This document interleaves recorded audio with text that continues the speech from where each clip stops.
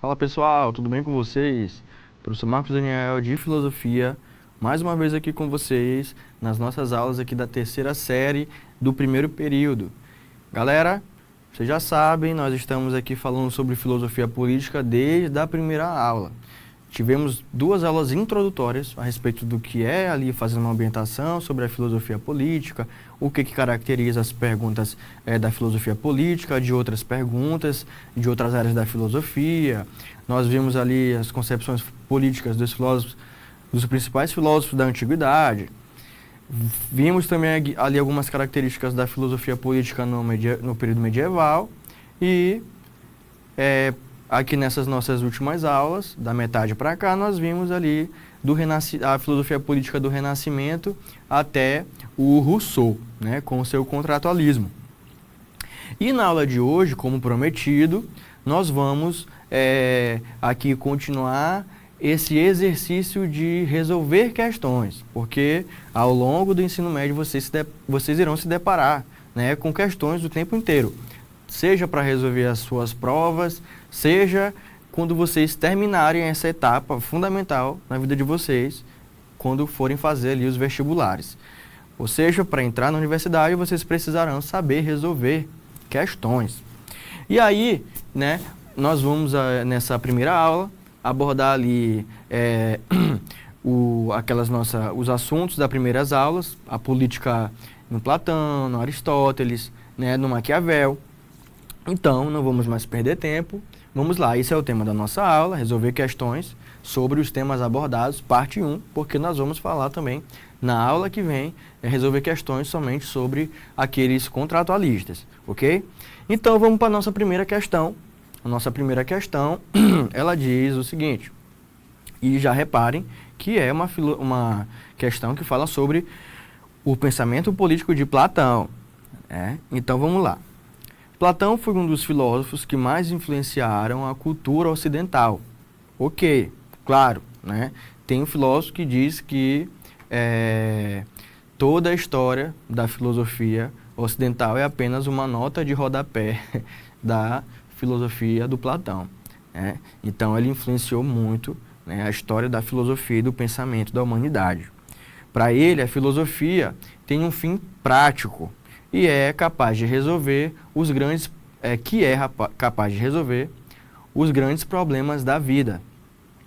Considera a alma humana prisioneira do corpo, vivendo como se fosse um peregrino em busca do caminho de casa.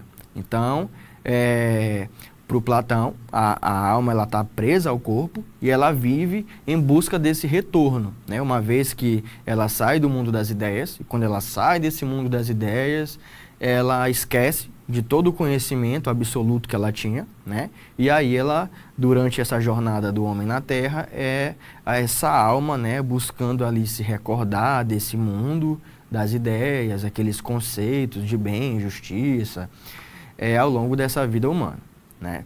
Então, para tanto, deveria transpor os limites do corpo e contemplar o inteligível. Então, vamos aí assinalar a alternativa correta. A letra A diz o seguinte: Platão chamava o conhecimento da verdade de doxa e o contrapõe a uma outra forma de conhecimento inferior, denominada episteme. E aí, a gente já percebe que essa alternativa ela pode ser descartada de cara, né? Porque ela diz completamente o oposto, ela está invertida. Muitas das vezes, quando a gente, por exemplo, está estudando até para o vestibular o Platão, a gente vai se deparar com esses conceitos de doxa e episteme. Aí a gente não lê atentamente a questão, vê aqui um conceito que eu me lembrei, vai e marca. Mas doxa e episteme aqui está colocada de maneira invertida. Para ele, o conhecimento verdadeiro, né, que de fato é conhecimento, ele vai chamar de episteme. E, né, aquilo que não é conhecimento, ele vai dizer apenas que é a opinião. E a opinião, claro, ela é inferior ao conhecimento. E ela é chamada de doxa. Então, a gente já pode descartar aqui essa alternativa. A letra B diz o seguinte: a teoria das ideias não pode ser considerada uma chave de leitura aplicável a todo o pensamento platônico. Pelo contrário, a teoria das ideias, se a gente for, por exemplo, se vocês querem uma dica para começar a ler Platão, é estudar um pouco ali, previamente, a sua teoria das ideias, porque ela é chave de leitura, né, para a teoria da reminiscência dele, para a teoria do conhecimento e também para a sua teoria política. Então a gente descarta a letra B. A letra C diz o seguinte: para Platão, a essência das coisas é dada a partir da análise de suas causas material e final. Então, como vocês sabem, essa daqui, na verdade, se essa alternativa ela trocasse o nome Platão por Aristóteles, ela estaria completamente correta, né? Porque para o Platão, e como ele prioriza ali o mundo inteligível, a análise, né, da essência das coisas, ela não é dada no mundo sensível. Pelo contrário, é no mundo inteligível. E quem defende a ideia de buscar conhecer a essência das coisas a partir de suas causas materiais, portanto no mundo físico, né, e suas causas finais, é o Aristóteles, ok? Então se atentem aí. Pois bem, aqui nós temos a letra D, e ela diz o seguinte: como Sócrates, Platão desenvolveu uma ética racionalista que considerava a vontade como elemento fundamental entre os motivadores da ação. Ele acreditava que o conhecimento do bem era suficiente para motivar a conduta de acordo com essa ideia, agir bem. Então, o conhecimento do bem, o homem conhecer o bem, ele de certa forma, ele é ideal para que o homem possa agir bem. Mas a questão aqui é se é suficiente. Se essa for, né, a única alternativa, ela está correta. Então vamos ver se tem mais alguma alternativa para a gente. Olha só, temos mais uma. Então vamos ver se essa daqui está mais adequada ao pensamento político do Platão. E ela diz o seguinte: Platão propõe um modelo de organização política da sociedade que pode ser considerado estamental e antidemocrático. É verdade. Ele propõe um modelo de organização política que, na verdade, não é nem que pode ser considerado antidemocrático. Ele é essencialmente antidemocrático, né? Vamos lá. Para ele, o governo não deveria se pautar pelo princípio da maioria. É verdade também. As almas têm natureza diversa, de acordo com sua composição. Estudamos lá, se vocês se recordam, na nossa aula sobre o pensamento político de Platão, que ele define 3 tipos de almas, né? Então, as almas têm natureza diversa, sim, de acordo com a sua composição, e isso faz com que os homens devam ser distribuídos de acordo com essa natureza, divididos em grupos encarregados do governo, do controle e do abastecimento da polis. Então, essa alternativa aqui, ela está muito adequada e desenhando, basicamente, o pensamento político do Platão, e é a nossa alternativa correta, ok? Vamos para a nossa segunda questão. É uma questão que fala sobre a política, a filosofia política e a política na Grécia Antiga. Então vamos lá. A nossa questão diz o seguinte: a Grécia Antiga não conheceu um Estado centralizado. Organizou-se por meio de cidades-estados, denominadas de polis. A esse respeito, assinale a alternativa incorreta. Então, aqui está sendo destacado que há aquela descentralização, né, do Estado lá na Grécia, uma vez que não havia um poder centralizado, mas, na verdade, cada cidade tinha ali a sua autonomia de governo, né? Então, o que a nossa questão aqui está pedindo é o seguinte: a respeito desse tema. E aí eu grifei porque eu quero destacar uma coisa para vocês. Quando a gente for ler um enunciado de uma questão, a gente tem que ler atentamente, porque aqui ela está pedindo uma alternativa incorreta, ok? Então vamos lá. A letra A diz o seguinte: a polis era uma construção social e política autodeterminada. Todavia, a disputa pela hegemonia na antiga Grécia a movia, né? Então, ela é uma construção social e política autodeterminada, só que, na verdade, eles não buscavam, né, por essa hegemonia, e não era isso que os movia. Então, letra B. Na polis não havia espaço para cultos deuses e santuários, nem mesmo para consulta aos oráculos anteriormente à tomada de decisões. Olha só, essa alternativa aqui, no caso, ela está completamente errada, porque na polis grega havia, claro, espaço para cultos. Lembram lá do Sócrates, que vive nesse contexto de democracia na Grécia? O que ele faz durante toda a sua vida? É provar que o Deus que disse que ele era o homem mais sábio de Atenas estava errado. Ele queria provar que esse Deus estava errado. E como que ele queria provar? Procurando alguém mais sábio que ele. Então, se ele quer provar que o Deus está errado, ele acreditava nesse Deus. Até o próprio Sócrates acreditava nos deuses. Então, havia, sim, espaço. E ele, inclusive, né, um parêntese, uma das acusações para a condenação dele foi justamente ele não crer nos deuses da cidade, né?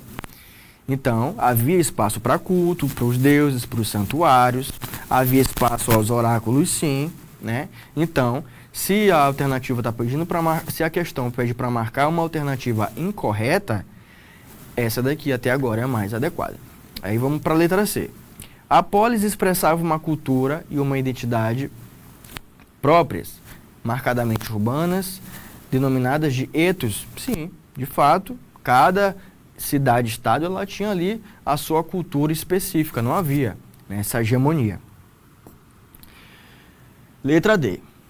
Na polis, a norma jurídica, ou seja, a lei, promulgada nos regimes antidemocráticos, nos regimes democráticos, ou outorgada nos regimes aristocráticos, era reconhecida como um ato orientado pela razão e, portanto, humano.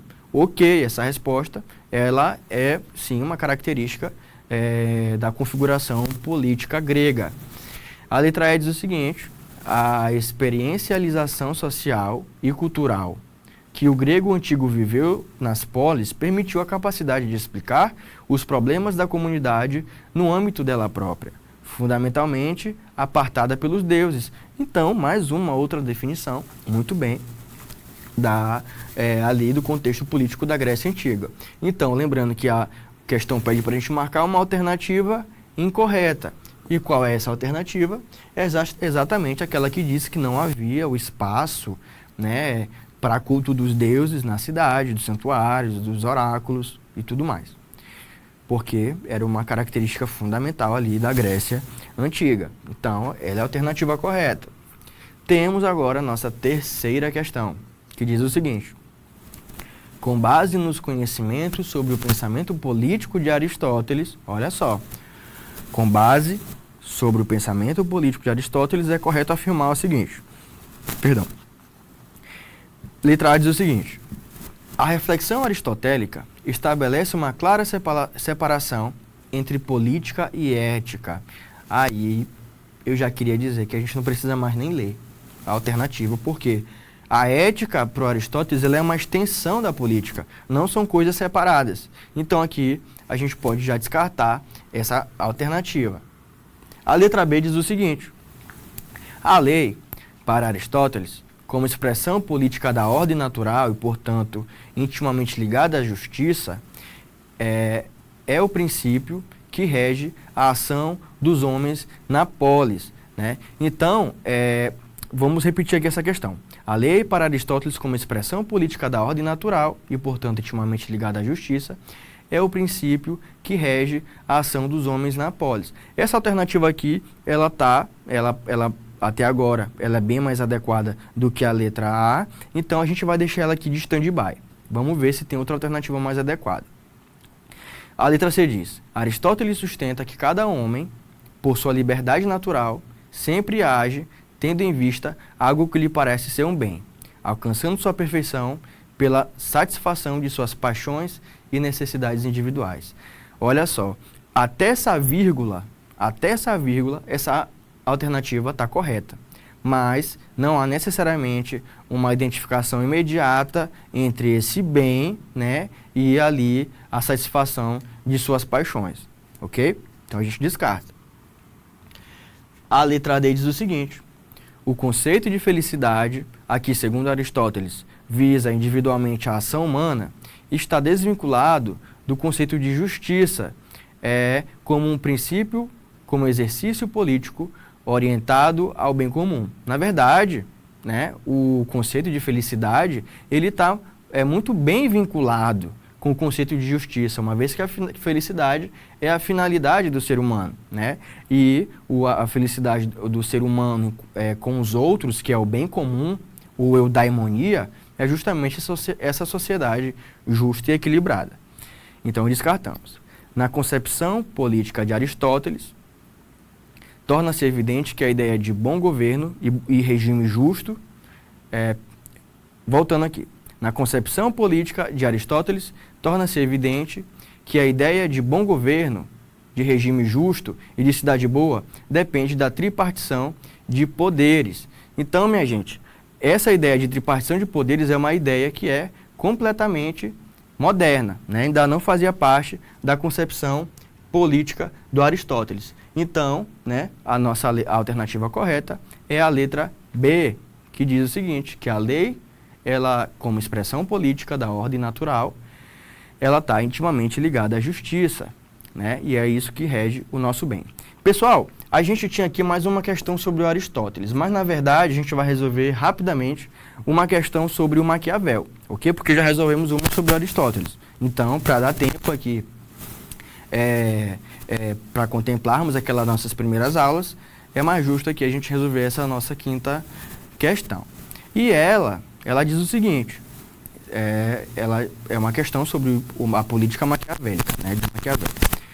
A um príncipe, portanto, não é necessário ter de fato todas as qualidades. E aí entendam um príncipe como um governante. Mas é indispensável parecer tê-las. Então, o príncipe ele não precisa ter ali todas as qualidades, mas é necessário que ele pelo menos pareça que ele tem essas necessidades. Aliás, ousarei dizer que, se as tiver e utilizar sempre, serão danosas, enquanto, se parecer tê-las, serão úteis, né? Então, é melhor que ele pareça que tenha, né, todas as qualidades que um príncipe, um governante deve ter, é melhor que ele pareça ter ela do que, de fato, ele as tenha, né? Então, ele quer dizer aqui que até mesmo uma pessoa que não tem todas as qualidades de um governante, ela pode governar, contanto que ela, né, transpareça a ideia de que tem essas qualidades.